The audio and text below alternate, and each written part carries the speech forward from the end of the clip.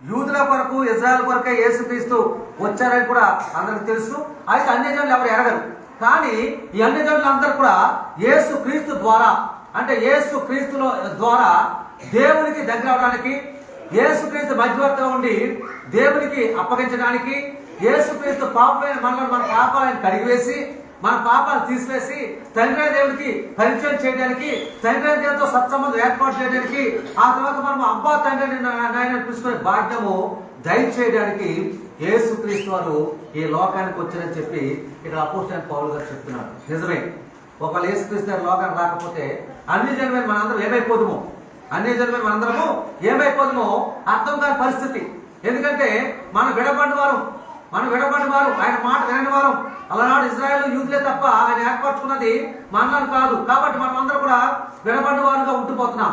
అయితే యేసుక్రీస్తు వారు లోకానికి వచ్చి 33 సంవత్సరాలు జీవించి ఆయన మన కొరకు తన రక్తమంతా చిందించి మన కొరకు బలిగా అర్పించబడి ఆయన తిరిగి లేచి పరలోకం గెలిపిన తర్వాత పేతురుతో చెప్పిన ప్రకారము పేతురు ద్వారా సంఘం కట్టబడింది.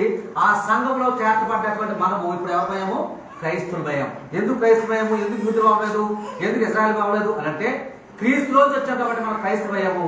క్రైస్తవుడు క్రీస్తు వాడు అని ఇక్కడ లేఖనాలు చెబుతున్నాయి. క్రైస్తవుడు క్రీస్తు వాడు అంటే క్రీస్తులోంచి వచ్చిన వాడు. మనం క్రీస్తు ద్వారానే తండ్రికి పరిచయం. క్రీస్తు లేకపోతే తండ్రికి మనం ఎవరము తెలియని వారము, తండ్రి ఎవరో మనకు తెలియనటువంటి వారము. తండ్రి దగ్గర ఎంతవరకు వెళ్ళిన వారు లేరు, తండ్రిని చూసిన వారు లేరు, తండ్రిని చూస్తే బ్రతకరు అన్న వాక్యం చదివిస్తుంది. కాబట్టి ఎవరో తండ్రిని చూడలేదు, ప్రభువైన యేసుక్రీస్తు వారు అప్పుడు మాత్రమే తండ్రి దగ్గరికి వచ్చారు.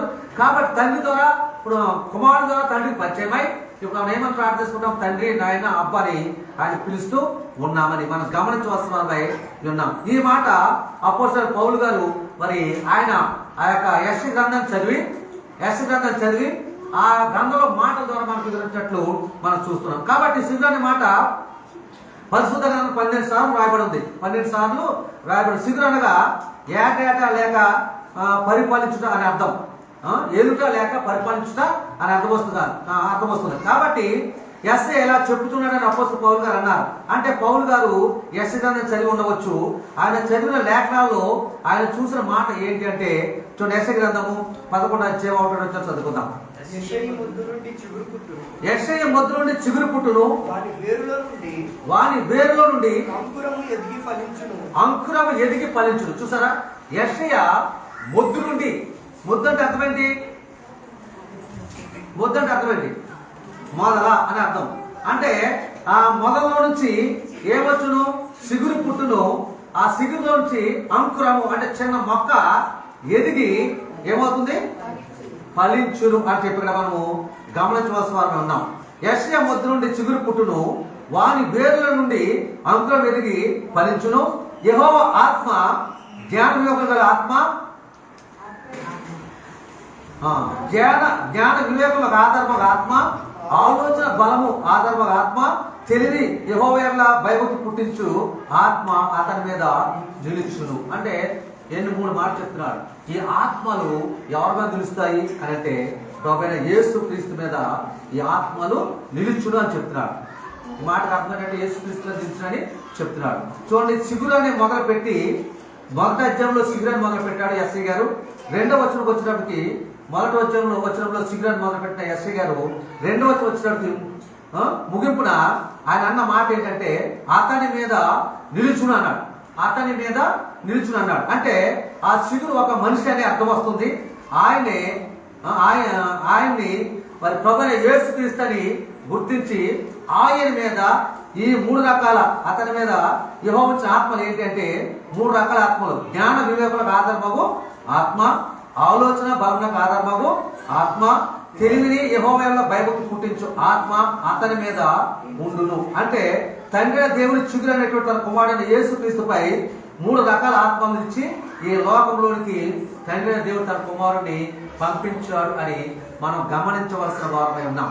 3 రకాల ఆత్మలు ఇచ్చి ఈ లోకానికి తండ్రి దేవుడు తన కుమారుడైన యేసుని పంపించాడని మనం గుర్తించవలసిన వారు ఉన్నాం. ఎందుకు తండ్రి దేవుడు చిగురుగా తన కుమారుని లోకానికి పంపించారు అని మనం ఆలోచన చేస్తే మరి 9వ అధ్యాయంలో 7వ వచనంలో రాయబడి ఉంది.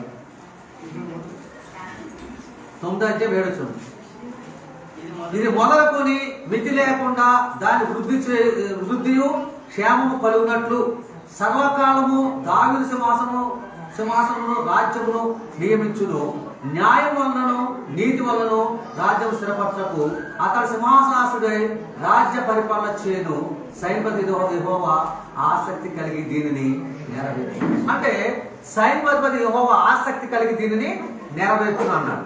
దీనిని నెరవేర్చును అంటే ఎవరి ద్వారా నెరవేర్చును అని అంటే యేసు క్రీస్తు ద్వారా ఈ యొక్క సంగతిని యొక్క స్థితిని నెరవేర్చును అని చెప్పి ఇక్కడ యెషయా భక్తుల ద్వారా దేవుడు ప్రవచించి, ఆ ప్రవచించిన తర్వాత యేసుక్రీస్తు తన కుమారుడైన యేసుక్రీస్తును ఈ లోకానికి పంపినట్లు ఇక్కడ మనం గమనించవలసిన వారమై ఉన్నామని దేవుడు మనతో మాట్లాడుతున్నాడు. చూడండి, ఇది మొదలుకొని అంటే యేసు ప్రభువు లోకానికి వచ్చిన మొదలుకొని మితి లేకుండా దానికి వృద్ధియు క్షేమము కలుగునట్లు. దేనికి? సిగురుకు అంటే లోకానికి వృద్ధియు క్షేమము కలుగునట్లు సర్వకాలము దావీదు సింహాసనమును రాజ్యమును నియమించును. దావీదు సింహాసనాన్ని రాజ్యాన్ని నియమించును అంటాడు. న్యాయమును నీతి వలన రాజ్యమును స్థిరపరచుటకు, న్యాయమును లోకంలో న్యాయమును నీతి అనే రాజ్యమును స్థిరపరచుటకు అతను సింహాసనాసుడై రాజ్య పరిపాలన చేయును. సైన్యములతో యెహోవా ఆసక్తి కలిగి దీనిని నెరవేర్చును. అంటే దావీదు సింహాసనాన్ని ఆయన అలంకరించును, లేకపోతే ఆయన ఆ సింహాసనం మీద ఉండును అనేటట్లు అర్థం వచ్చినట్టు ఈయన మాట్లాడుతూ ఉన్నాడు. దావీదు కుమారుడు అనే మాట ఇక్కడ మనకు కనబడుతూ ఉన్నదని మనం గమనించవలసిన వారమై ఉన్నాం. కాబట్టి ప్రియ సంగమా, దేవుడు పరలోకం నుండి భూలోకానికి నరుడుగా దిగి వచ్చినటువంటి ఈ రోజు పరలోకమందును భూలోకమందును గొప్ప ఆరాధన జరిగిందంటే అది ఎంత గొప్ప మహాదినమో ఒకసారి మనము ఆలోచించలేదు. పరలోకం నుంచి భూలోకం దిగొచ్చిన రోజున అక్కడ పరలోకమందును ఇక్కడ భూలోకమందును ఎంత గొప్ప ఆరాధన జరిగిందంటే అది ఎంతటి గొప్ప మహాదినమో మనం గ్రహించాలి. ఇంకా చెప్పాలంటే ఒక పరిశుద్ధుడు నీతిమంతుడైనటువంటి దేవుడు పరిశుద్ధత లేని పాపులు అనీతిమంతులతో నుండి ఉన్న ఈ పాప లోకానికి రావటము ఒక గొప్ప మహా సంభ్రమ దినమని దేవుడు మనతో మాట్లాడుతున్నాడు. ఆ దినమే ఈ క్రిస్మస్ దినము, ఆ దినమే ఈ సిగురు ఈ భూలోకంలో అంకురముగా మొలకెత్తిన దినమని మనం గ్రహించాలని చెప్పి దేవుడు మనతో మాట్లాడుతూ ఉన్నాడని మనం గమనించవలసిన వారమై ఉన్నాం. దేవుడికి మహిమ కలుగుగాక. ఆ సిగురు అనే ఆ యేసుక్రీస్తు ఈ పరిశుద్ధుడై ఉండి పాప లోకానికి దిగి వచ్చిన దినమే క్రిస్మస్ దినము అని మనం గమనించాలి. ఆయన ఎందుకు దిగి వచ్చాడు, ఆయన దిగి వచ్చిన పని ఏంటో మరొక వర్తమానంలో నేను చెప్తాను. కానీ మరి ఇప్పుడు వాటిని మనం గమనించవలసిన ఏంటంటే పరిశుద్ధులైనటువంటి దేవుని కుమారుడు అపరిశుద్ధులైనటువంటి ఈ లోక మానవుల కోసము పరలోకం నుండి భూలోకానికి దిగొచ్చిన దినమే ఈ క్రిస్మస్ వేడుక అని మనం గమనించాలి. అనీతిమంతులైనటువంటి మన కొరకు నీతిమంతులైనటువంటి వాడు పరలోకానికి భూలోకానికి దిగొత్తమే అది గొప్ప క్రిస్మస్ అని మనం గమనించవలసిన వారమై ఉన్నామని దేవుడు మనతో మాట్లాడుతున్నాడు. ఈ సిగురు ఎలాంటి సిగురు ఒక 3-4 మాటలు చెప్పి నేను ముగిస్తాను. ఈ సిగురు ఎలాంటి సిగురు 3-4 మాటలు చెప్తాను. మొదటిది పరిశుద్ధమైన సిగురు. ఈ సిగురు పరిశుద్ధమైనటువంటి సిగురు అని మనం గమనించాలి. చూడండి, యెషయా గ్రంథం 6వ అధ్యాయము 11వ వచనం.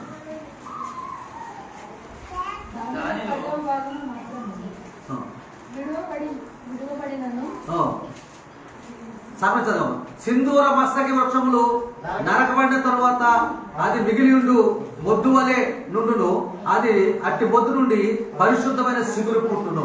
ఈ మాట కూడా యెషయా గారు చెప్తున్నాడు. మాట్లాడకూడదు అశ్విన్. చూడండి ఏమంటే ఈ మాట కూడా యెషయా గారే చెప్తున్నారు. ఏమంటే సింధూర మస్తకి వృక్షములు నరకబడిన తరువాత అది ఏం మిగులుతుంది, కొంత మొద్దు మిగిలి ఉంటుంది. మిగిలి ఉండు మొద్దు వలె ఉండును, అట్టి మొద్దు నుండి పరిశుద్ధమైన సిగురు పుట్టును. దాన్ని కూడా పరిశుద్ధమైనది అంటారు. చాలాసార్లు మనం చూసినట్టు కొన్ని చెట్లు మొదలు పోసేసినప్పుడు కొంచెం 1-2 ఏళ్ళు ఆ మొదలు ఉన్నప్పుడు ఆ మొదలోంచి మరి ఒక అంకురము ఎగురుతుంది, మొలకొస్తుంది. అది ఎంత చక్కగా ఉంటుందంటే ఎంత చక్కగా ఉంటుంది. దీనికి నేరేడు చెట్టు కూడా వస్తుంది, నేరేడు చెట్టు కూడా వస్తుంది. కాబట్టి అది పరిశుద్ధమైన సిగురు. అలాగే ఇక్కడ కూడా ఇక్కడ వాక్యం బట్టి మనం ఆలోచిస్తే క్రీస్తు పుట్టిన సమయానికి లోకమంతా కూడా కలుషితం అయిపోయి మరి ఈ అపరిశుద్ధమైన లోకంలో ఆయన పరిశుద్ధుడిగా పుట్టి శుద్ధంలో ఉన్నటువంటి పాపంలో ఉన్నటువంటి మానవులను తన రక్తంతో కడిగి పరిశుద్ధ పట్టణానికి పుట్టాడు కాబట్టి అది పరిశుద్ధమైన సిగురు అన్నారు. పరిశుద్ధ పట్టణానికి పుట్టాడు కాబట్టి పరిశుద్ధమైన సిగురు అన్నారు. ఇంకా చెప్పుకోవాలనుకుంటే మరి ఇజ్రాయేల్ కూడా మరి అన్ని జనులతో స్నేహం చేసి వారి పిల్లల్ని వీరి పిల్లలను ఇచ్చుకోవటము, అలాగే క్రీస్తును విడిచిపెట్టేసి మరి వేరే వేరే దేవతలకు నొక్కటము, ఇలాంటి జరిగినటువంటి సందర్భంలో మొత్తం ప్రపంచ దేశాల్లో ఉన్నటువంటి జనాల మొదటి ఆ జాతి ఈ జాతి లెక్క లేకుండా ప్రతి జాతి నుండి ప్రతి మతం నుండి అందరినీ కూడా మరి ఆయన పరిశుద్ధ కలగజేయడానికి, పాపాలు తీసివేయడానికి, తన రక్తం తన పాపాలు కడిగి పరిశుద్ధపరిచి దేవుడికి పరిచయం చేయడానికి ఆయన పరిశుద్ధ సిగురుగా ఈ లోకానికి వచ్చారని మనం గమనించవలసిన వారమైన దేవుడు మనతో మాట్లాడుతున్నాడు. పరిశుద్ధమైన సిగురు, పరిశుద్ధమైన సిగురుగా ఆయన లోకానికి వచ్చాడని మనం గమనించవలసిన వారమై ఉన్నామని చెప్పి దేవుడు మనతో మాట్లాడుతున్నాడు. ఆయన రక్తంతో కడిగి పరిశుద్ధపరచడానికి లోకానికి ఈ లోకంలో ఒక పరిశుద్ధ సిగురుగా ఉద్భవించారని మనం గమనించాలని చెప్పి దేవుడు మనతో మాట్లాడుతున్నాడు. ప్రియ సంగమా, దయచేసి గమనించాలి. దయచేసి మనము గమనించవలసిన వారమై ఉన్నాము. దేవుడికి మహిమ కలుగునుగా. హల్లెలూయా. ఆ సిగురు ఈ లోకం ఉద్భవించేసరికి లోకం ఎలా ఉంది అంటే, ఈ లోక మానవులు పక్కన పెడితే దేవుడు ఏర్పాటు చేసుకున్నటువంటి జనాంగమైనటువంటి యూదులు ఇజ్రాయేలు దేవుని పరిశుద్ధతను కొనసాగించకుండా అన్యులతో కలిసిపోయి వారి ఆచారాలు పాటించేవారు. దేవుని మర్చిపోయి వారి ఆచారాలు పాటించేవారుగా ఉన్నారు. ప్రియ సంగమా, ఈ దినమున ఒక క్రైస్తవురాలుగా విశ్వసించి ఆయన మీద నమ్మకం ఉంచి విశ్వసించి వారు మనసు పొంది రక్షణ పొందిన నీవు అలనాటి యూదులు ఇజ్రాయేల్ లాగే నీవు కూడా కలుషితమైపోతున్నావా? ఈ లోపల కలిసిపోతున్నావా? లోక ఆచారాలు పాటిస్తున్నావా? లేకపోతే క్రైస్తవులైన నీవు నీ పిల్లలను అంజులకి ఇచ్చి ఆస్తిపరులని చెప్పి, లేకపోతే అందగాళ్ళని చెప్పి, లేకపోతే తన జీతపత్ని చెప్పి అంజులకి ఇస్తున్నావా? నువ్వు అక్కడే తప్పు చేస్తున్నావు.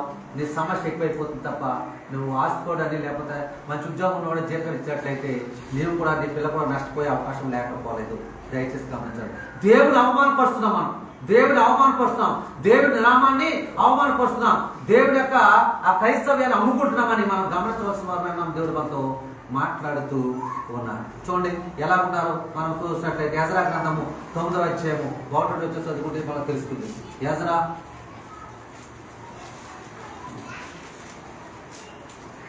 ఈ సంగతులు సమాప్తమైన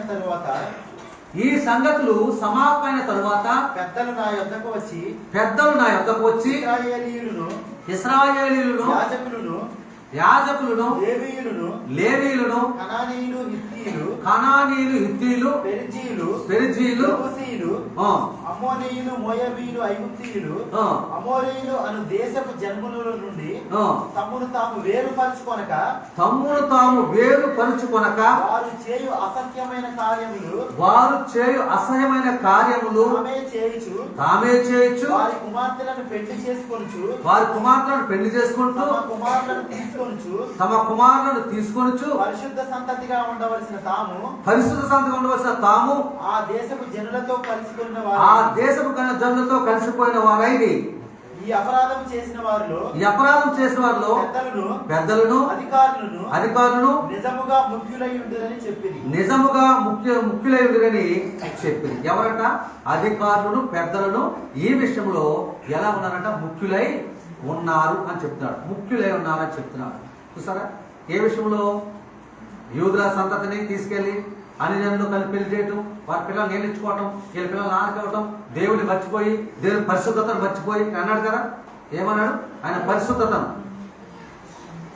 ఈ సంగతులు సమాప్తమైన తరువాత పెద్దలు నా యొద్దకు వచ్చి ఇజ్రాయేలును యాజకులను లేవీయులను కానానీయులను హిత్తీయులను పెర్జీయులను యోబోసీయులను అమోనీయులను మోయాబీయులను ఐగుప్తీయులను అమోరీయులను అను దేశపు జనుల నుండి తాము వేరుపరుచుకొనక వారు చేయు అసహ్యమైన కార్యములను తామే చేయొచ్చు. అంటే ఆ దేశపు వారు పెర్జీలు, ఓబీసీలు, అమోనీయులు, ఐగుప్తులు అందరూ చేసేటటువంటి ఆ యొక్క అసహ్యమైన కార్యాలు వీళ్ళు కూడా చేయొచ్చు. ఇజ్రాయేలు లేవీయులు మరాలు ప్రత్యేకించబడక వారితో కలిసిపోయి చేస్తూ ఆఖరికి ఏం చేశారంట, కార్యములు తామే చేసి తమ కుమార్తెలను పెళ్లికి చేసుకొనొచ్చు, తమ కుమారులను తీసుకొనొచ్చు, పరిశుద్ధ సంతగా ఉండవలసిన తాము ఆ దేశ జనులు కలిసిపోయిన వారేది. ఈ అపరాధం చేసిన వారిలో పెద్దలను అధికారులను నిజముగా ముఖ్యులై ఉండరని చెప్పేది. చూసారా, ఇప్పుడు మనం ఏం చేస్తాం ఒకసారి ఆలోచించాలి. మంచి ఉద్యోగం ఉందని, మంచి శాలరీ, ఒక 2 లక్షల శాలరీ అండి అని ఒక అన్యుకి ఇచ్చిన కుమార్తెను పెళ్లి చేసామనుకో, ఆఖరికి ఆ కుటుంబం ఉండదు, ఆఖరికి ఆ పిల్ల భవిష్యత్తు ఏమవుతుందో సార్ చూసుకో. ఒకవేళ కుమారుడికే ఇచ్చేవరకు అమెరికా సంబంధం అని, అప్పుడు ఎలా ఉంటుందో ఒకసారి నువ్వు ఆలోచన చేసుకో. ఇప్పుడే చేసుకోమని దేవుడు మనతో మాట్లాడుతూ ఉన్నాడు. సరే, అసలు వ్యత్యాసం లేకుండా ఇప్పుడు మనం కూడా బ్రాంచ్ సభ్యులు లైన్లో నిలబడడానికి ఎలా ఉంటుందండి? ఇప్పుడు లోకస్తులు బ్రాంచ్ సభ ఆడవాళ్ళకో లైన్, మగవాళ్ళకో లైన్, రోడ్డు పక్కన బ్రాంచ్ సభ అయినా లైన్ అనమాట. ఆడవాళ్ళు ఆడవాళ్ళు, మగవాళ్ళు మగవాళ్ళు. సబ్బుగా పంజాబ్ డ్రెస్ వేసి చక్క అందం ఉన్న అమ్మాయిలు కూడా ఆ బ్రాంచ్ కోసం లైన్లో ఉన్నారు.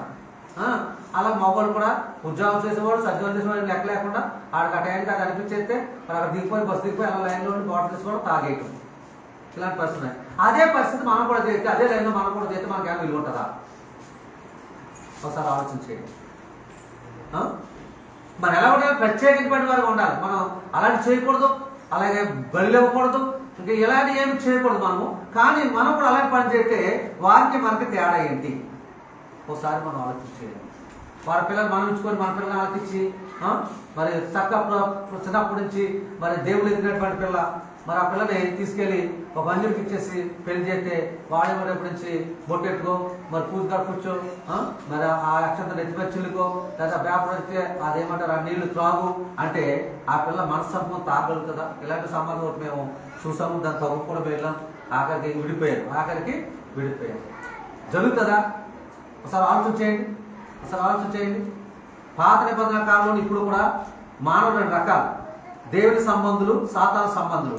సాతాను సంబంధులు ఎలా పోయినా కానీ, లేక ఎలా తిరిగినా కానీ, తగిన దేవుడు వారి విషయమై కొంత వేదన చెందినా కానీ ఇబ్బంది పడేవాడు కాదు. కానీ దేవుని సంబంధమైన యూదులు వారితో కలిసిపోయి వారి పిల్లలు వీరి పిల్లలను వారికి సంబంధాలు సమకూర్చుకొని పరిశుద్ధమైన వారు అపరిశుద్ధతతో సాంగత్యం చేసేసరికి దేవునికి ఎంతో బాధ అనిపించి వీరిని కూడా రక్షించడానికి పరిశుద్ధమైన సిగురుగా ఈ లోకంలోకి పంపించేటువంటి ఆ దినమే ఈ క్రిస్మస్ దినము. దేవునికి మహిమ కలుగునుగా. దేవునికి స్తోత్రం. హల్లెలూయా. ఎందుకు వచ్చాడు యేసుప్రభువు వారు? ఎందుకు పంపించాడు తండ్రి? వాళ్ళని బట్టి వీళ్ళని బట్టి వాళ్ళు పాడైపోతున్నారు. ముఖ్యంగా నా జనాంగము వారు అన్ని జనులను బట్టి పాడైపోతున్నారు. మరి వాళ్ళు కలిసిపోతున్నారు. నేను వాళ్ళని కన్నాను, వాళ్ళని కొనాలి మళ్ళీ రెండోసారి అని చెప్పి తన రక్తం పెట్టి వాళ్ళు కొనడానికి యేసుక్రీస్తుగా కుమారుడుగా ఈ లోకానికి వచ్చి ఈ లోకంలో బలి అర్పణగా అర్పించబడ్డ దినమే. మరి ఆ దినం కొరకే ఈ రోజు పుట్టినటువంటి రోజుని మనం అందరము గమనించవలసిన వారమైన దేవుడు మనతో మాట్లాడుతూ ఉన్నాడు. ఎవరి కోసం వచ్చాడండి దేవుడు? యేసుప్రభువు వారి లోకం మనందరి పాపాల కొరకు కదా. అలా కాకపోతే అవసరం పని ఉందా? లేదు. కానీ ఎవరైనా అలాంటి వారు మరి ఈ రోజుల్లో మరి ఎవరైనా ఉన్నారా? మానవుల పాప పరిహారపై బలి అవ్వడానికి లోకానికి వచ్చినటువంటి వారు ఎవరైనా ఉన్నారా అంటే ఏ ఒక్కరు అలాంటి వారు లేరు.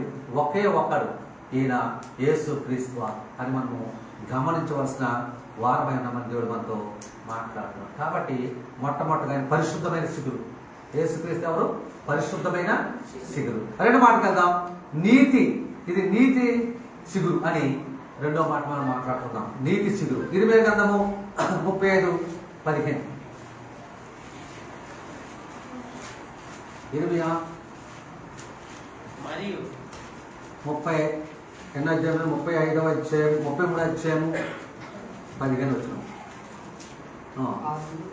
ఆ దినములలో ఆ కాలమందే నేను దావీదునకు సిగురును ఒలిపించేదని అతను భూమి మీద నీతి న్యాయములను అనుసరించి జరిగించు. దావీదునకు ఏమంటున్నాడు? ఆ కాలమందే నేను దావీదునకు నీతి సిగురును మొలిపించెదను. అతడు భూమి మీద నీతి న్యాయములను అనుసరించి జరిగించు. ఆయన అనుసరించి ఏం చేస్తాడు? ఉన్న వాళ్ళని అలా ఆ విధంగా నడిపిస్తాడు అని అర్థం కదా. ఆయన అనుసరిస్తాడు, ఉన్నవాళ్ళు నడిపిస్తాడు. మనం అనుసరించకుండా మరొకరు నడిపించగలమా? ఏమాత్రము నడిపించలేము అని మనం గమనించాలి. ఇక్కడ దావీదు కుమారుడైన యేసుక్రీస్తు, దావీదు కుమారుడైన అబ్రహాం కుమారుడైన దావీదు కుమారుడైన యేసుక్రీస్తు అంటారు. కాబట్టి దావీదులోంచి కూడా ఈయన వచ్చాడు కాబట్టి దావీదు కుమారుడు అని ఇక్కడ మనం గమనించవలసిన వారమై ఉన్నాం. దావీదు కుమారుడైన యేసుక్రీస్తు అని గమనించుకుంటారు. అందుకని అన్నాడు, ఏమన్నాడు? ఆ దినములలో ఆ కాలం దావీదునకు నీతి శిగురును మొలిపించేదను. దావీదునకు నీతి శిగురును మొలిపించేదను. దావీదు వంశంలో నుంచి యేసుక్రీస్తు వచ్చాడు. ఆ యేసుక్రీస్తే ఎవరంట? నీతి శిగురు. నీతి శిగురు అని మనం గమనించాలి. మనము గమనించాలని దేవుడు మనతో మాట్లాడుతూ ఉన్నాడు. మనం గమనించాలి. కొంతమంది ఏం చెప్తారంటే, రూతు బోయాజు లోంచి ఎవరొచ్చారు? ఓబేదు వచ్చాడా? ఓబేదు వచ్చాడు. ఓబేదు పెళ్ళిన తర్వాత ఆ యొక్క ఎవరు మన రూతు బోయాజులో ఉండేటటువంటి గృహంలో ఆచార ప్రకారం ఆ రూల్స్ ప్రకారం ఆ ఇంటికి వెళ్ళిపోవాలి. ఆ ఇంటికి వెళ్ళిపోయాడు. ఆ తర్వాత ఆయనలోంచి ఎవరు వచ్చారు? యెష్షయి వచ్చాడు. యెష్షయి కూడా ఆ ఇంటికి వెళ్ళిపోవాలి అలా ఆచార ప్రకారం. అలాగే యెష్షయి తర్వాత దావీదు కాలం వచ్చినప్పటికీ దావీదు రాజు అయినందున ఆ గృహానికి వెళ్ళలేకపోయాడు. ఏ గృహానికి? మరి పూర్వీకుల ఏమంటారు కానీ ఏమంటారు, తండ్రి స్వాస్యమా, ఆ స్వాస్యమైన గృహంలోనికి వెళ్ళలేకపోయాడు. అంటే రాజు కదా, రాజభవనంలో ఉండేవాడట. అప్పుడు ఆ గృహం ఖాళీ అయిపోయినప్పుడు దాన్ని సత్రానికి ఇచ్చేసారట. సత్రమునకు ఇచ్చేసారట. ఆ సత్రం నడుస్తూ ఉండగా యేసుక్రీస్తు వారి భూలోకం పుట్టేటరికి ఆ సత్రంలో కూడా తన సొంత ఇంట్లో కూడా తనకు స్థానము లేదు. మీకు అర్థమైంది అనుకుంటారు? అర్థమైందా?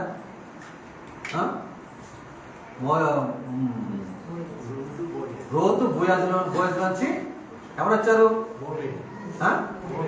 ఓబేదు వచ్చాడు. ఓబేదులోంచి యెష్షయి వచ్చాడు. యెష్షయిలోంచి దావీదు వచ్చాడు.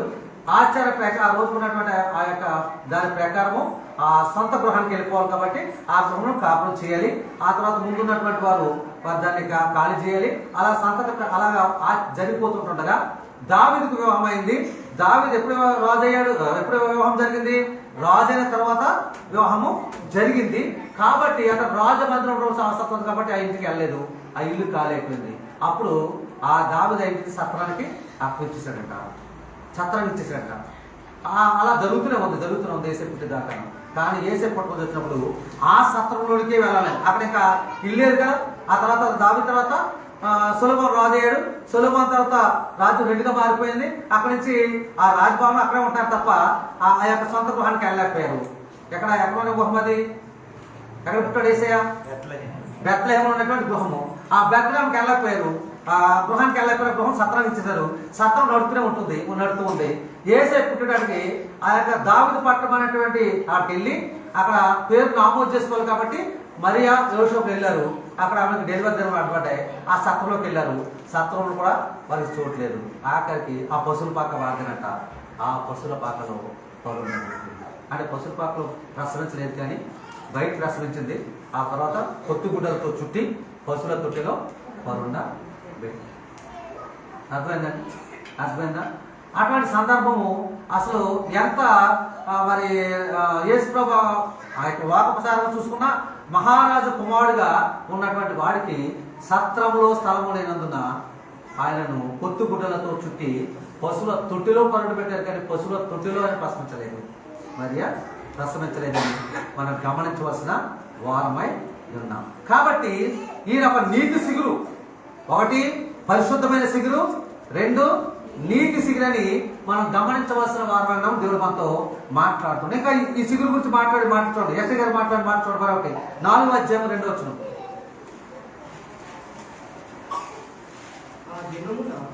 ఆ దినమున యెహోవా సిగురు మహిమయు భూషణమగును. యెహోవా సిగురు మహిమ భూషణమగును. ఇశ్రాయేలులో తప్పించుకున్న వారికి భూమి పంట అతిశయాస్పదముగాను శుభదర్శనముగా ఉండును. ఎవరికి?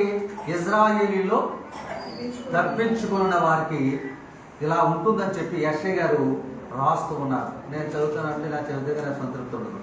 యెషయా గ్రంథము ఎంత చెప్పాను? 4 యెషయా గ్రంథము 4వ అధ్యాయము 2వ వచనం. ఆ దినమున యెహోవా సిగురు మహిమయు భూషణమగును. అంటే మహిమగా ఉంటాడంట, మనకు ఒక భూషణముగా ఉంటాడంట. గగును ఇశ్రాయేలులో తప్పించుకున్న వారికి భూమి పంట అత్యాస్పదముగాను శుభలక్షణముగాను ఉండును. భూమి పంట అత్యాస్పదముగాను శుభలక్షణముగా అంటే అప్పుడు వాళ్ళు విపరీతమైన పంటలు పండి వారు ఆశీర్వదించబడతారని చెప్పి ఇక్కడ మాట్లాడుతూ ఉన్నారు. మరి ఇర్మియా 23 చదువుకుంటే ఇలా రాయబడదు. ఇర్మియా 23:5 ఇలా రాయబడదు, చూద్దాం.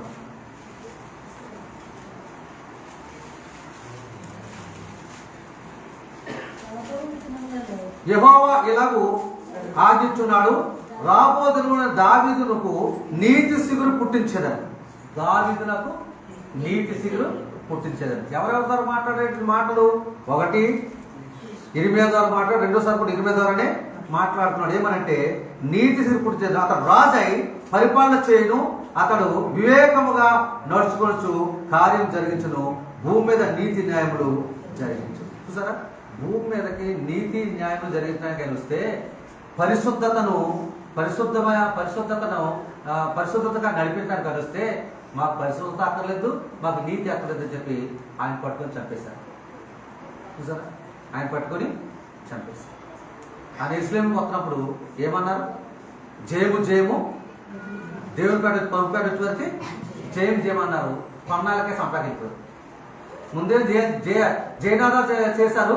ఆ తర్వాత ఇది సిలువేయండి అని చెప్పి కేకలు వేసిన వారిలో వారు కూడా ఉన్నారు. అంటే లోక మనుషులు ఎలా ఉంటారో ఒకసారి మనము ఆలోచించవలసిన వారమై ఉన్నాం. యెషయా భక్తులు మాట్లాడుతూ ఏమన్నాడు? నీతి సిగురును పుట్టించేదారు. పరిశుద్ధమైన సిగురు అక్కడ చెప్పాడు, ఇక్కడేమో నీతియుక్తమైన సిగురు అని చెప్పి ఇక్కడ చెబుతూ ఉన్నాడు. కాబట్టి ప్రియ సంగమా, మనం గమనించవలసింది ఏంటంటే మన ప్రభువైన యేసుక్రీస్తు పరిశుద్ధమైనటువంటి వాడు, పరిశుద్ధమైన సిగురు అంటే పరిశుద్ధమైనటువంటి వాడు నీతిమంతుడు. అందుకంటాడు, నేను పరిశుద్ధుని కనుక మీరు పరిశుద్ధంగానే ఉండాలి, పరిశుద్ధంగా ఉండాలి. నేను నీతిమంతుడు కనుక మీరు నీతిమంతులుగా ఉండాలని చెప్పి ఇక్కడ మనతో మాట్లాడుతూ ఉన్నాను. చూడండి, దాన్ని బట్టి అపోస్తల కార్యాలు అపోస్తలు కూడా పాట చెప్పారు. చూద్దాం. 13వ అధ్యాయం 22 వచ్చాం. 13వ అధ్యాయం అపోస్తల కార్యాలు. తరువాత అతనిని తొలగించి దావీదును వారికి రాజుగా ఏర్పరచెను. మరియు ఆయన నేను యెషయి కుమారుడైన దావీదును కొనుగొంటుని, అతడు నా ఇష్టానుసారుడైన మనుషుడును, అతడు నా ఉద్దేశములను నెరవేర్చునని చెప్పి అతనిని గూర్చి సాక్ష్యం ఇచ్చెను. అతనిని గూర్చి ఏమిచ్చాడు? సాక్ష్యము ఇచ్చెను. అతని సంతానం నుండి దేవుడు తన వాగ్దానం చొప్పున ఇశ్రాయేలు కొరకు రక్షకుడగు యేసును పుట్టించెను. ఇశ్రాయేలు కొరకు రక్షకుడగు యేసును పుట్టించెను. అతని తరువాత అతన్ని తొలగించి దావీదును వారికి రాజుగా ఏర్పరచెను. మరియు ఆయన నేను యెషయా కుమారుడైన దావీదును కనుగొంటుని, అతడు నా ఇష్టానుసారుడైన మనుషుడు, అతని ఉద్దేశములను నెరవేర్చని చెప్పి అతనిని గురించి సాక్ష్యించెను. అతని సంతానం నుండి దేవుడు తన వాగ్దానం చొప్పున ఇశ్రాయేలు కొరకు రక్షకుడగు యేసును పుట్టించెను. రక్షకుడగు అనగా రక్షించేవాడైన యేసును పుట్టించెను అని నేను చెప్తున్నాడు. కాబట్టి ప్రియ సంగమా, యేసుక్రీస్తు వారు ఈ లోక మానవుల పాప పరిహారార్థమై వారి పాపంలో కడిగివేసి వారిని పరిశుద్ధపరిచి నీతిమంతులుగా చేసి తండ్రి రాజ్యంలో వారసుగా చేయడానికి వచ్చాడు తప్ప ఏ లోక రాజ్యాలు వెళ్ళడానికి ఎంత మాత్రము రాలేదని మనం గమనించవలసిన వారమైన దేవుడు మనతో మాట్లాడుతున్నాడు. దేవునికి మహిమ కలుగునుగా. దేవునికి స్తోత్రం. హల్లెలూయా. మూడో మాటకి వెళ్దాం. సేవకుడు అని సిగురు. సేవకుడు అని సిగురు. ఈ మాట చెప్పి ఊహించుకుందాం, టైం అయిపోతుంది మనకి. సేవకుడు అని సిగురు అని చెప్పి సేవకుడుగా పంపుకోవడం అంటే ఆయన సేవ చేయించుకోవడం రాలేదు, కానీ ఏం ఎందుకు వచ్చాడు? సేవ చేయడానికి వచ్చాడు. ఎంతగా చేయడానికి? తన ప్రాణం పెట్టి అంతగా ఆయన సేవ చేయడానికి వచ్చాడు తప్ప సేవ చేయించుకోవటానికి ఆయన ఈ లోకానికి రాలేదని మనం గమనించాలి. చూడండి, జకరయ్య 3వ అధ్యాయం 8 వచ్చినాం. జకరయ్య 3వ అధ్యాయము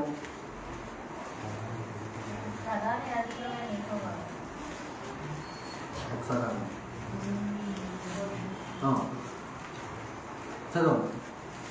ప్రధాన యాజకుడు యెహోషువ నీ ఎదుట కూర్చుండు, నీ సహకారులు కూర్చుండుగా ఉన్నారు, నీవును వారును నా మాట ఆలకింపవలను. ఏదనగా సిగురును సేవకుని నేను రప్పింపబోచున్నాను.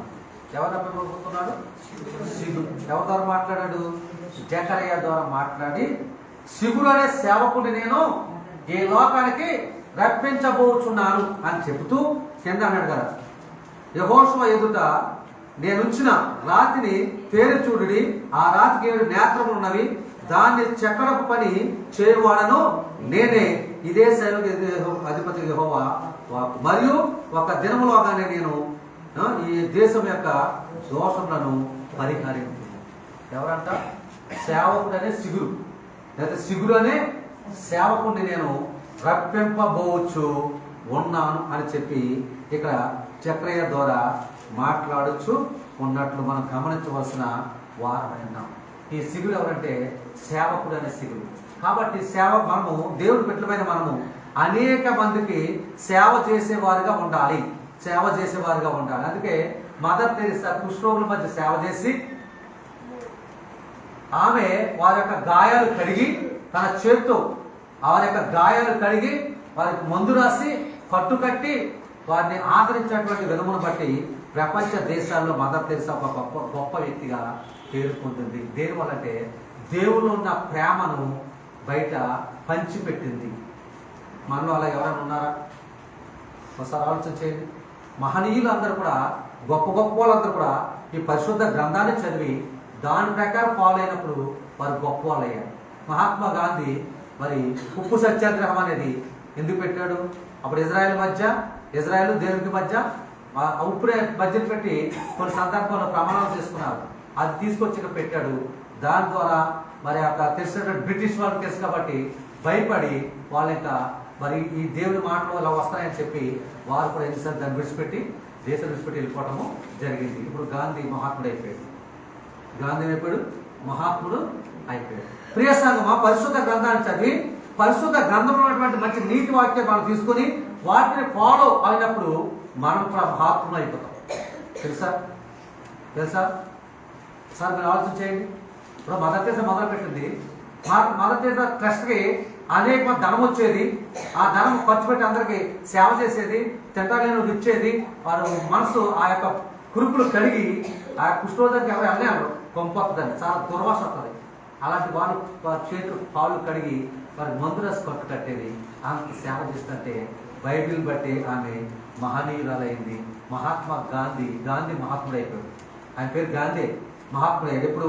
ఈ రాజ్యాంగం ఇది తెచ్చినప్పుడు, మన దేశానికి స్వతంత్రం తెచ్చినప్పుడు గాంధీ అయిపోయాడు. ఇప్పుడు ప్రతిసారి కూడా గాంధీ ఫోటో పెడతారు, స్వతంత్రం కదా, అంబేద్కర్ ఫోటో పెడతారు, రాజ్యాంగం రాసినందుకు. ఉన్నవాళ్ళ ఫోటో పెడతారా?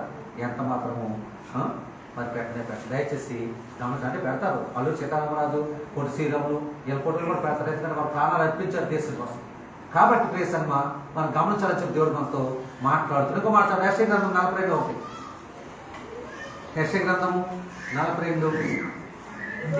ఇదిగో నేను ఆదుకొను నా సేవకుడు, నేను ఆదుకొను నా సేవకుడు, నేను ఏర్పరచుకున్నవాడు, నా ప్రాణం నాకు ప్రియుడు, అతని యందు నా ఆత్మను ఉంచి ఉన్నాను, అతడు అన్యజనులకు న్యాయం కనపరచును. అన్యజనులకు న్యాయము అంటే యేసు ప్రభువు కూడా వచ్చి మరి యూదుల కొరకే ఇజ్రాయెల్ కొరకే పనిచేసి ఆయన వెళ్ళిపోతే మనకేమైనా న్యాయం జరుగుతుందా? మనందరం ఎవరు? అసలు మన ఇండియా దేనికి సంబంధించింది అని ఆలోచన చేస్తే మనకు న్యాయం జరగకపోను. కానీ ఇక్కడ అంటున్నాడు కదా ఇదిగో నేను ఆదుకున్న నా సేవకుడు, నేను ఏర్పరచుకున్నవాడు, నా ప్రాణమునకు ప్రియుడు, అతని యందు నా ఆత్మ ఉంచి ఉన్నాను, అతడు అన్యజనులకు న్యాయము కనబరచును. ఎవరికి అన్యజనులు అంటే ఎవరు? అన్యజనులు ఎవరు? మనమే. మనకు ఆయన ఏం చెప్పాడంట? న్యాయము కనపరచును, అంటే న్యాయం చూపించును. అలాగే న్యాయం చేశాడు లేదా? ఆయన రావడం ద్వారా పేతురు ఈ బండమైన సంఘాన్ని పట్టుదు, నా సంఘాన్ని పట్టుదు అని చెప్పినప్పుడు ఆయన మరి ఆరోహణమై వెళ్ళిపోయిన రక్షణ జరిగించి ఆయన ఆరోహణమై పరలోకం వెళ్ళిపోయిన తర్వాత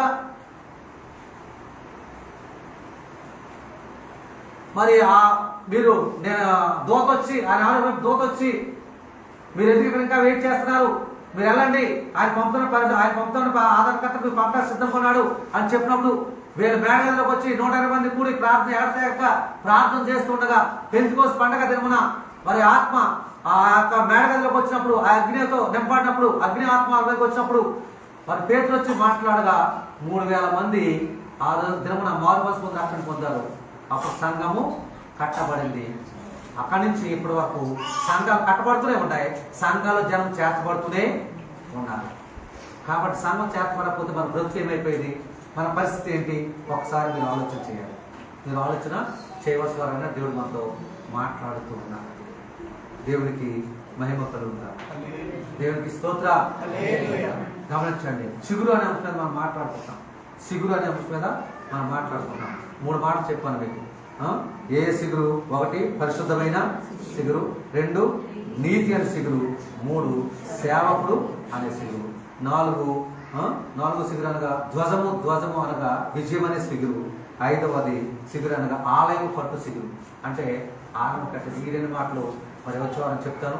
మరి ఇప్పుడు సమయం కాబట్టి మరి కొద్ది మాటలు దేవుడు దీవించును గాక. మీరు కూడా విన్నటువంటి మాటను హృదయంలో దాచుకోవాలి. ఆ ప్రకారము మనం జీవించాలి. అప్పుడు మనం కూడా గొప్ప వ్యక్తులుగా దేవుని యొక్క దృష్టిలో గొప్ప వ్యక్తులుగా మనం ఉంటాము. అక్కడ తర్వాత మనం కూడా ఇది ఇచ్చేస్తాడు అని మనం గమనించాలి. క్రిస్మస్ ఎన్ని రకాలు? 3 రకాలు. మొదటి క్రిస్మస్ ఏంటి?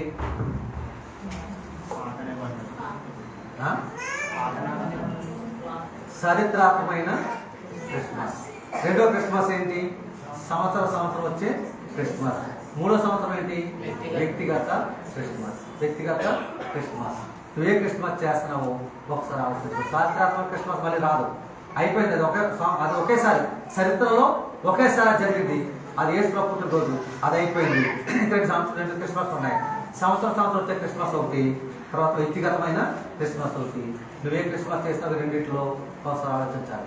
ఈ సంవత్సరాలు చేసే క్రిస్మస్ ఇది ఆశ్చర్యపూర్వకమైన క్రిస్మస్, ఆశ్చర్యక్తిగా చేస్తున్నాము. కానీ వ్యక్తిగతమైన క్రిస్మస్ నీలో ఉండాలి. అది దినదినము నీలో పెరగాలి. యేసు ప్రభు నీలో పుట్టాలి, నీలో పెరగాలి. అదే నిజమైన క్రిస్మస్ అని దేవుడు మనతో మాట్లాడుతూ ఉంటారు. దేవునికి మహిమ కలుగును. మోకరించండి. కొన్ని నిమిషాలు ప్రార్థన చేద్దాం. ప్రభు, క్రిస్మస్ దినాల్లో మీరు మాతో మాట్లాడుతున్నారు. ఇదిగో తండ్రి 3 రకాల క్రిస్మస్ అని చెప్పారు. ఒకటినైనా చరిత్రాత్మకమైన క్రిస్మస్, అది మళ్ళీ రాదు. చరిత్ర ఒకసారి వస్తాయి కాబట్టి యేసు ప్రభు పుట్టిన దినమది. కాబట్టి ప్రభా క్రిస్మస్ మళ్ళీ రాదు. ఇంకా ఇదిగో తండ్రి సంవత్సరం వచ్చే క్రిస్మస్, ఇది ప్రభా మరి ఆశ్చర్యకరమైన క్రిస్మస్. 2వది వ్యక్తిగత క్రిస్మస్, అది రోజు నీలో యేసు ప్రభు పుట్టాలి, నీలో పెరగాలి. మాతో మాట్లాడు దేవా, నీకు వందనాలు.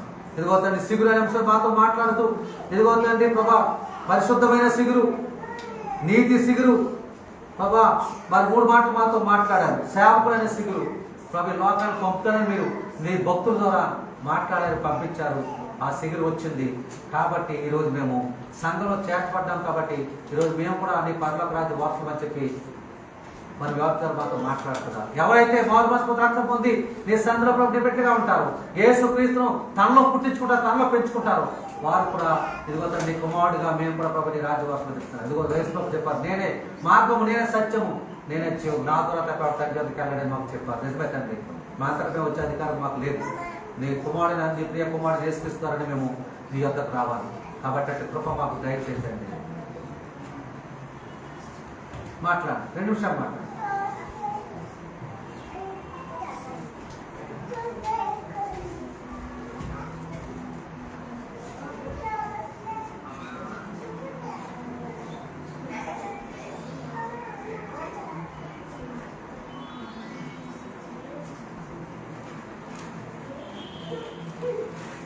హల్లెలూయా, హల్లెలూయా, హల్లెలూయా, హల్లెలూయా.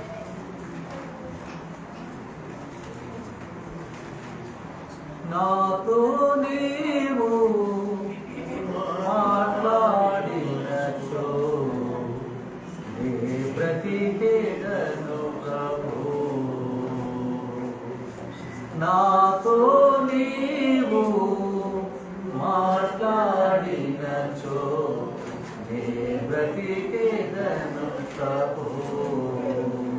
నా ప్రియుడా, నా హితుడా, నా ప్రాణనాథుడా, నా రక్షకా, నా ప్రియుడా, నా హితుడా, నా ప్రాణనాథుడా, నా రక్షకా, నాతో నీవు మాట్లాడినచో నీ బ్రతికేదను ప్రభు. నాతో నీవు మాట్లాడినచో నీ బ్రతికేదను ప్రభు. తప్పిపోయినాను, తరిగిపోయినాను, దొరికి నుండి వేరై అరుగు మీరినాను. తప్పిపోయినాను, దొరికి నుండి వేరై అరుగు మీరినాను.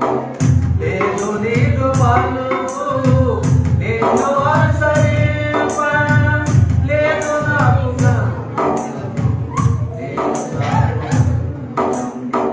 లేదు నీదు పలుకు నిన్ను అనుసరింప, మార్గం లేదు నాకు గమ్యం. ఒక్క మాట చాలు, ఒక్క మాట చాలు, ఒక్క మాట చాలు ప్రభు. ఒక్క మాట చాలు, ఒక్క మాట చాలు, ఒక్క మాట చాలు ప్రభు. నాతో నీవు మాట్లాడినచో నీ బ్రతికేదను ప్రభు. నా ప్రియుడా, నా హితుడా, నా ప్రాణనాథుడా, నా రక్షకా, నా ప్రియుడా, నా హితుడా, నా ప్రాణనాథుడా, నా రక్షకా, నాతో నీవు మాట్లాడినచో నీ బ్రతికేదను ప్రభు. అవునైనా, నువ్వు నాతో మాట్లాడితే నేను బ్రతుకుతాను. నాతో మాట్లాడావు నాయన. ఎదుగో తండ్రి, నీ క్రిస్మస్ సంవత్సరం వచ్చే క్రిస్మసా, హృదయ సంబంధమైన క్రిస్మస్ అని అడిగావు, ఆత్మ సంబంధమైన క్రిస్మస్ అని అడిగావు. నేను ఏ క్రిస్మస్ చేసుకుంటున్నాను? ఈ క్రిస్మస్ అయితే నెలకు సంవత్సరం ఒకసారి వస్తుంది. ఇది ఆచారయుక్తమైనది. ఈ క్రిస్మస్ లో కంటికి పంటికి ఒంటికి పని చెప్పే క్రిస్మస్. ఇంటికి కంటి ఒంటికి పంటికి పని చెప్పే క్రిస్మస్ ఇది కాదు. కానీ ఆత్మీయమైన క్రిస్మస్ అయితే రోజు క్రీస్తు నీలో పుట్టాలి, నీలో పెరగాలి, నీలో ఉండాలి. అలాంటి బతి చేయడానికి నీ సహాయం దయచేయు ప్రభు. నీకే మహిమ కలిగింది. ఆశపెట్టి ప్రార్థన చేస్తే ఆశీర్వదించు.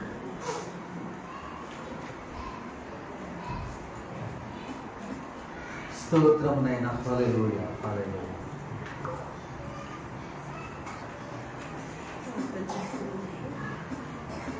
స్తోత్రము స్తోత్రము స్తోత్రము స్తోత్రమునైనా సర్వశక్తిమంతుడ సర్వోన్నతుడ జీవం కలిగిన మా యేసయ్యాని పరిశుద్ధ పాదములకు స్తుతులు స్తోత్రములు చెల్లించుకుంటున్నాను తండ్రి.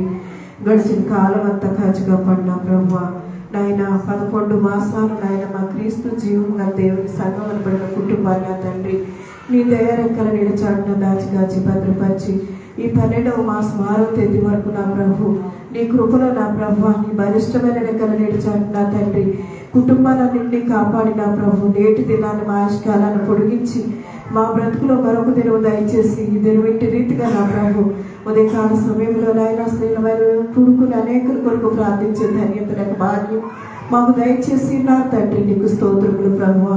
ఆ రీతిలో ఈ రాత్రికాల సమయంలో మరొకసారి తండ్రి నీ సముఖంలో కూడుకోవడానికి నా ప్రభువా నీకు స్తుతించడానికి గణపరచడానికి ఆరాధించడానికి నా తండ్రి నీ మాటలు వినడానికి మా ఎడల కృప చూపుని మా తండ్రి నీకు స్తోత్రములు స్తోత్రములు ప్రభువా. నీ దాసులు మీ పక్షాన్ని నిలబడినప్పుడు నా ప్రభు నీకు వందనాలు తండ్రి. చిగురు అనే అంశం మీద మీరు నాతో మాతో మాట్లాడుతూ వచ్చారు ప్రభు నీకు స్తోత్రములు. అయినా నీతి చిగురుగా మీరు చెప్పబడినారు తండ్రి నీకు స్తోత్రములు. నిజమే ప్రభు దేవుళ్ళని పిలువబడుతున్న వారిలో ఎవ్వరూ కూడా నా తండ్రి నీతిమంతులు లేరు, మీరు ఒక్కరే నీతిమంతులై ఉన్నారు తండ్రి నీకు స్తోత్రములు. నాయన పరిశుద్ధమైన చిగురు అని చెప్పబడింది తండ్రి నీకు స్తోత్రములు. నాయన వాక్యాధారంతో నాతో మాతో నీ వాకులు పంపి మమ్మల్ని దర్శించారయ్యా. అలాగే దేవుళ్ళని పిలువబడుతున్న వాళ్ళు ఒక్కడునూ పరిశుద్ధులు లేడు తండ్రి నాయన మీరు ఒక్కరే పరిశుద్ధులై ఉన్నారు ప్రభు నీకు స్తోత్రములు స్తోత్రములు. ఆయన సేవకుడు అనే చిగురు అనే అంశం అంటూ మాట్లాడుతూ వచ్చారు తండ్రి నీకు స్తోత్రములు. నిజమే ప్రభు మీరు నాయన లోకములకు వచ్చింది సేవ చేయటానికి కానీ పరిచర్య చేయించుకుంటూ మీరు రాలేదు ప్రభు. దేవానికి వందనములు కృతజ్ఞతలు ప్రభు. 3 మాటలు మాతో మాట్లాడుతూ వచ్చారు తండ్రి నీకు స్తోత్రములు ప్రభు. నీకంటే గొప్పవారు ఎవరు లేరు ప్రభు, నీకంటే దేవుడైన వాడు ఎవడు లేడు ప్రభు, మీరు ఒక్కరే దేవుడై ఉన్నారు తండ్రి నీకు స్తోత్రములు ప్రభు. విన్నటువంటి వాక్యాన్ని విడిచిపెట్టుకున్నా ప్రభు, వాక్యానుసారమైన జీవితాలు మేము జీవించినట్టున్నా ప్రభు నీ కృప మాకు అనుగ్రహించవలసిందిగా ప్రార్థన చేస్తున్నారు తండ్రి నీకు స్తోత్రములు. ఈ రాత్రి నీ సన్నిధికి వచ్చిన ప్రతి బిడ్డని జ్ఞాపకం చేసుకోండి ప్రభు. వెత్తబడినటువంటి వాక్యం మంచి నేలను పడి నీరు కట్టి ఫలించినట్లుగా నా తండ్రి మా హృదయాల్లో ఫలించుటకు నీ కృప దయచేయమని ప్రార్థన చేస్తున్నాను ప్రభు నీకు స్తోత్రములు తండ్రి. ఈ యొక్క నాయన కూడిక 5 నిమిషం నుంచి 5 నిమిషం వరకు నా ప్రభు మీరు అధ్యక్షత వహించి మీ ఆత్మాదేవిలో జరిగించి మీరు మహిమ పొంది మీ యొక్క దీవెనలు మా అందరిపై మెండుగా కుమ్మరించినందుకై మీకు కృతజ్ఞతాస్తుతులు చెల్లించుకుంటున్నాను.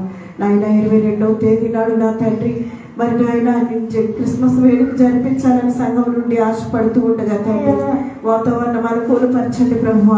నీకు వందనాలు. ఆర్థిక సహాయం అనుగ్రహించండి తండ్రి నీకు స్తుతులు. సంఘ కుటుంబాలన్నీ సహకరించాలి దినాన్ని నీలో సంతోషించే కృప నాకు మాకు దయచేయమని ప్రార్థన చేస్తున్నారు ప్రభు నీకు స్తోత్రములు తండ్రి. ఈ కూడికాయన 5 నిమిషం నుంచి 5 నిమిషం వరకు నా ప్రభు మీ ఆత్మాదేవిలో జరిగించి మీరు మహిమ పొంది మీ దీవెనలు అందరిపై మెండుగా కుమ్మరించాలని కృతజ్ఞతాస్తుతులు చెల్లించుకుంటూ యేసు ప్రభు వారి అతి శ్రేష్టమైన నామమున నీ ప్రార్థన మనవులు అడిగి వేడుకొంచున్నాను తండ్రి ఆమేన్. మా తండ్రి నీ నామం పరిశుద్ధపరచబడుగాక, నీ రాజ్యం వచ్చుగాక, నీ చిత్తం పరలోకం నెరవేర్చినట్లు భూమి నెరవేరుగాక. మరిదిన ఆహారం నేను మాకు దయచేయండి, వాడిలో ప్రార్థన చేస్తున్నారు మేము క్షమించినప్పుడు మా ప్రార్థనలు క్షమించండి, మమ్మల్ని శోధనలకు తెలిపి తప్పించండి. ఎందుకనగా రాజ్యం శక్తి నిరంతరం నీవైనావు తండ్రి ఆమేన్. ఇప్పుడు పరమ తండ్రి సృష్టికర్త దేవుని ప్రేమ, ఆయన కుమారుడు లోపల యేసుక్రీస్తు కృప, ఆయన పంపించిన పరిశుద్ధాత్మక అన్యోన్య సహవాసము సమాధానం కూడిన మనకు మన కుటుంబాలకు సంఘానికి సంఘ బిడ్డలకు ఈ సాయంకాల సమయం సంధించి ప్రార్థించిన ఆయన స్తుతించిన మనందరికీ ఆయన యొక్క కృప సదాకాలం తోడై ఉంది నడిపించును గాక ఆమేన్. యేసు రక్తమే జయం, సిలువ రక్తమే జయం, యేసు నామమునకు సంపూర్ణ విజయం కలుగును గాక. అపవాదికి అంత నాశనము యేసుక్రీస్తు ఒక మహిమయు గంట ప్రభావం యుగ యుగములు కలుగును గాక ఆమేన్ ఆమేన్ ఆమేన్. ఆశీర్వాదం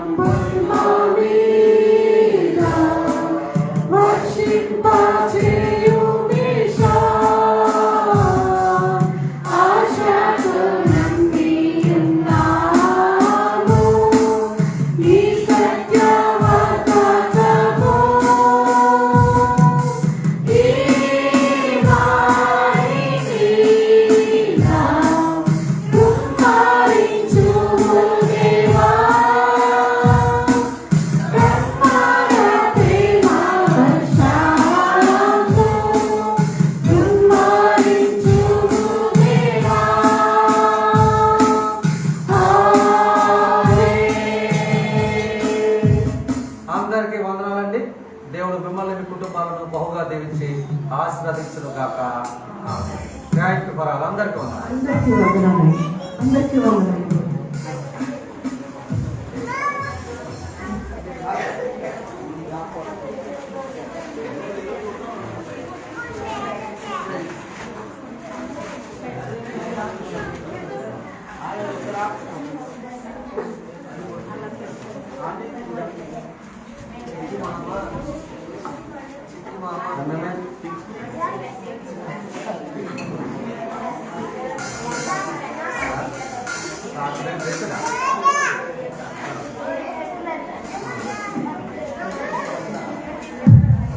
స్తోత్రం అయినా మా ప్రియ పరలోకపు తండ్రి,